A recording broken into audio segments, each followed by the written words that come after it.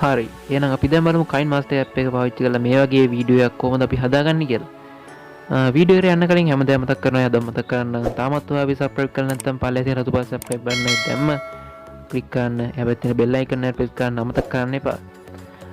Video පටන් ගන්න කලින් ඔයාලා මතක් කරන්න ඕනේ අපේ මුල් වීඩියෝ තුන Kinemaster app එක ගැන අපි කරපු මුල් වීඩියෝ තුන තාමත් බලලා නැත්නම් ඒ වීඩියෝ තුන බලලා ඉන්නම කියලා මම මතක් කරනවා. මොකද මේ වීඩියෝ එකේදී මම වැඩි කතා කරන්න බලාපොරොත්තු වෙන්නේ නැහැ.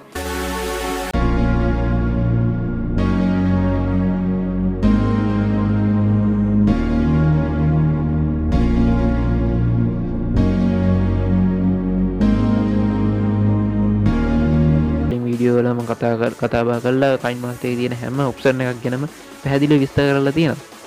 ඒක නිසා ඔයාට මේ වීඩියෝ තුනම බැලුවොත් හොඳ අයිඩියාවක් ගන්න පුළුවන් මේ Kinemaster app එක කියන්නේ මොකක්ද, මේකෙන් පාවිච්චි කරලා මොනවද කරන්න පුළුවන්, ඒ හැම දෙයක්ම.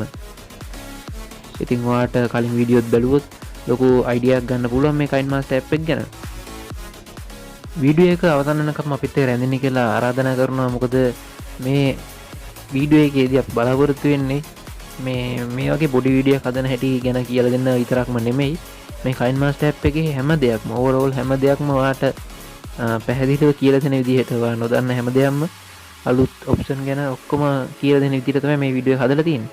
ඒ නිසා ඔයා මේ වීඩියෝ එක ඉවරනකම්ම අපිත් එක්ක නැති සිටින්න කියලා මතක් කරනවා.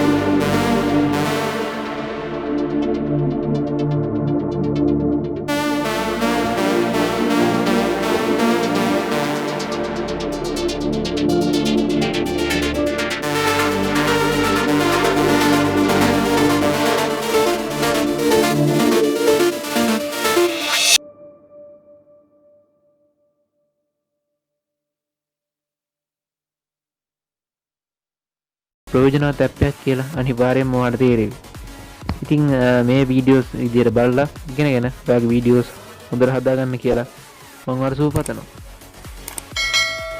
වීඩියෝ එකේ අන්තිම වෙනකම් අපිත් එක්ක රැඳී සිටියට ස්තුතියි කියන අතරම කියන්න ඕනේ Kinemaster ටියුටෝරියල් සීරීස් එකේ මේක තමයි අන්තිම වීඩියෝ එක මම Kinemaster app එක ගැන කරන.